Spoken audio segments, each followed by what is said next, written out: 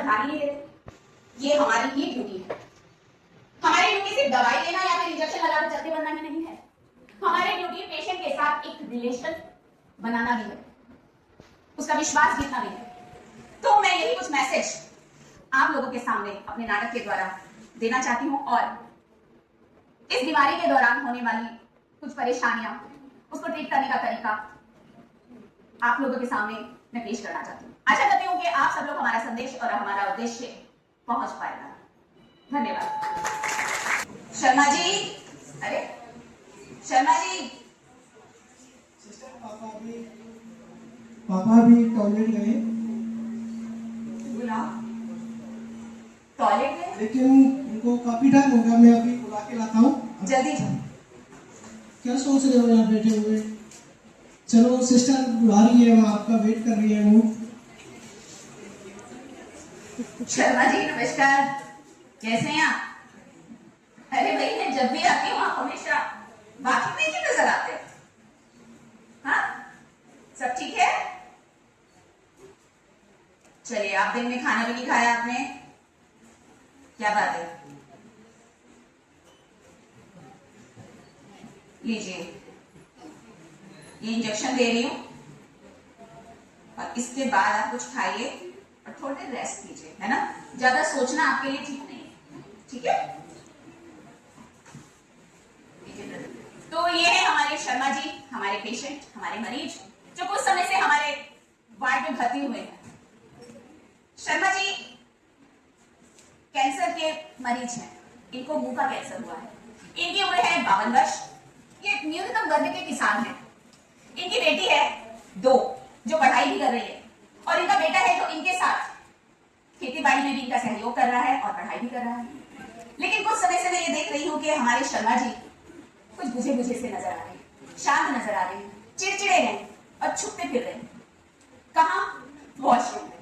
मुझे नहीं समझ में आता कि वो हर समय ज्यादा समय वॉशरूम में क्यों बिता रहे हैं। ये हंसने वाली बात नहीं है, कुछ लोग हंस रहे हैं। ये बात है चिंतित करने वाली, मजाक उठाने वाली नहीं है। पेशेंट की एक एक हरकत को हम लोगों ने देखना है, समझना है, नजरअंदाज नहीं करना है। उसकी जो मन की स्थिति है उसको समझने की कोशिश करना है। और ऐसा ही कुछ आजकल मैं भी देख रही हूँ, नोटिस कर रही हूँ। ये शर्मा जी खिड़की में क्या कर रहे हैं? एक मिनट अभी आती हूँ। बच्चों की पढ़ाई, उनका सुनहरा भविष्य से क्या क्या नहीं सोचा था मैंने। मेरी तंबाकू चबाने की बुरी आदत ने मुझसे सब छीन लिया। क्या अधिकार है मुझे जिंदा रहने का? मेरी सारी जमा पूंजी मेरे इलाज में चली गई।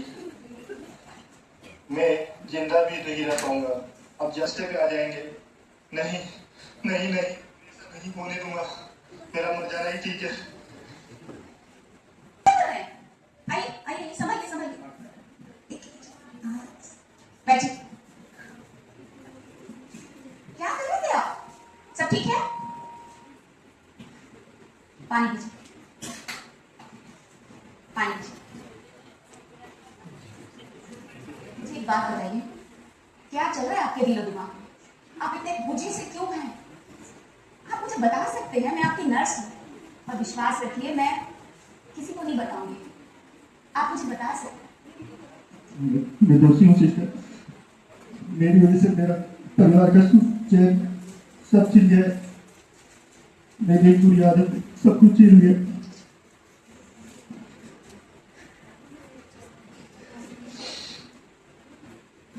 जीने का कोई अधिकार नहीं, मर जाना चाहिए।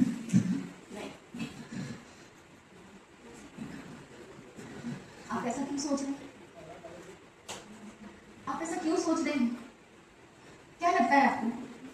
आपको क्या ऐसा लगता है कि कैंसर का कोई इलाज नहीं है? कैंसर का इलाज है। और शर्मा जी, आप जैसे कितने मरीज हैं जो यहाँ पर इसी परिस्थिति से गुजर रहे हैं, परेशान हैं, दुखी हैं, लेकिन उन्होंने अपना हौसला नहीं छोड़ा। आपके परिवार ने अपना हौसला और अपनी उम्मीद नहीं छोड़ी शर्मा जी। फिर आप कैसे हार सकते हैं?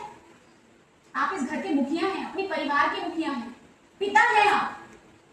एक बात सोच के देखिए, आपने जो संपत्ति इकट्ठी करी है, जो परिवार के लिए सोचा है, उनका भविष्य आपने बनाने के लिए जो प्लानिंग की है, अगर आप इस दुनिया को छोड़कर चले गए, आपने कुछ कर लिया, तो क्या ये बच्चे अनाथ नहीं हो जाएंगे? क्या होगा इनके भविष्य का? इनको मार्गदर्शन कौन करेगा शर्मा जी? मुझे एक बात बताइए, ये कमाई तो हम फिर कर सकते हैं, पैसा कमा सकते हैं, और ये पैसा इसीलिए आपने कमाया है कि कल को दुख सुख में आपके काम आए। आप फिर से खड़ा कर सकते हैं, अपनी खेती बाड़ी वापस से शुरू कर सकते हैं, बच्चों को पढ़ा सकते हैं। लेकिन एक बात सोचिए, ये बच्चे आप लोगों के लिए मेहनत क्यों कर रहे हैं? ये आपको जिंदा देखना चाहते हैं, इन्हें आपकी जरूरत है, आपकी जरूरत है, आपके मार्गदर्शन की जरूरत है। तो आप हिम्मत हार गए, आप हिम्मत हार जाएंगे तो इनका क्या होगा? मेरी बात समझिए, मेरी बात समझिए, हौसला ना हारिए, अपने विश्वास को जगाइए। और एक बार और कहूंगी, परेशान होने से अच्छा है आप ये सोचिए कि मेरी इलाज है, आज कैंसर का इलाज है, और आप यदि विश्वास के साथ अपना इलाज कराएंगे, खुश होकर इलाज कराएंगे, तो आप जल्दी ही यहाँ से हट्टे कट्टे होकर अपने घर जाएंगे। ठीक है, मेरी माँ लगा रहा हूँ।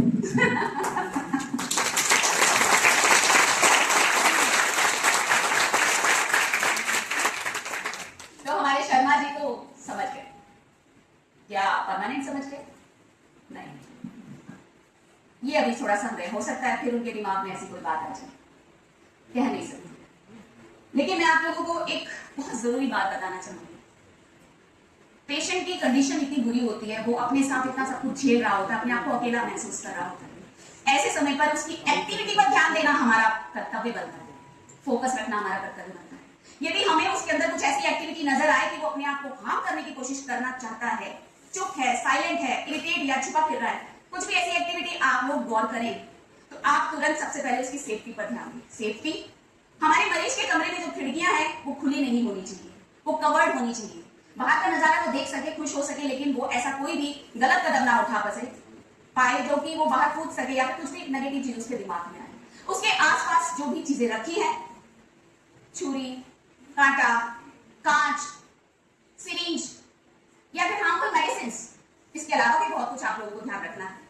कभी भी पेशेंट गुस्से में आके या फिर साइलेंट मोड पे अपने आप को कभी भी हार्म पहुंचा सकता है, ये हमें ध्यान रखना है। और तीसरी बात, हमें ध्यान रखना है कि हमारे जो पेशेंट के साथ अटेंडेंट हैं, उन लोगों को हमेशा ये याद दिलाना है कि आपको अपने मरीज को कभी अकेला नहीं छोड़ना है, कभी भी नहीं और कहीं भी नहीं। उसको हमेशा वॉशरूम में भी उसके साथ जाए, वो कहीं भी है तो हमेशा उसके साथ रहे, उसको खुश रखने की कोशिश करें, उसका हौसला बढ़ाने की कोशिश करें। या तो टीवी भी लगा सकते हैं, टीवी पर motivational videos, comedy videos, Kapil Sharma show, सबको ठीक कर देता है ना। तो ऐसा कुछ करें कि आपका जो मरीज है वो उस जोन में जा ही ना पाए। ये आपका भी कर्तव्य है, परिवार का भी कर्तव्य है। तो उनको ऐसी कुछ शिक्षा दें, समझाएं। अगर लगता है कि कुछ ज्यादा स्थिति बिगड़ने वाली है तो जो उनका ट्रीटमेंट कर रहे हैं उन डॉक्टर को इन्फॉर्म करें और मेंटल हेल्थ एक्सपर्ट्स को इन्फॉर्म करें, और कोशिश करें कि उनके परिवार को आप लोग काउंसलिंग करा पाए। ये हमारा कर्तव्य है, हमारा फर्ज है, और सबसे पहले हमारी ड्यूटी है। सर, ललित सर को मैं बोलूंगी कुछ कमेंट करना चाहेंगे रोल प्ले में। बहुत ही बढ़िया रोल प्ले किया है और वेरी पॉजिटिव मैसेज। और मुझे लगता है कि हमारी टीम में से काफी लोग ऐसे हैं जिनमें कई सारी प्रतिभाएं हैं जो छुपी हुई हैं, जिनको हम सिर्फ ऐसा अंडर एस्टिमेट करते हैं या हमको पता नहीं होता है। तो आई बिलीव ऐसी चीजें we should have more and more. And जितना अच्छा पॉजिटिव मैसेज और जितना बुलंदी के साथ मैसेज दिया वो अपने आप में बहुत ही बढ़िया। एक बार जोरदार तालियां जो इन्होंने बताया वो काफी हद तक सच है। और एज डॉक्टर हम लोग महसूस तो कर पाते हैं कि पेशेंट ठीक नहीं है, इसकी गड़बड़ है, बट उस मोमेंट पे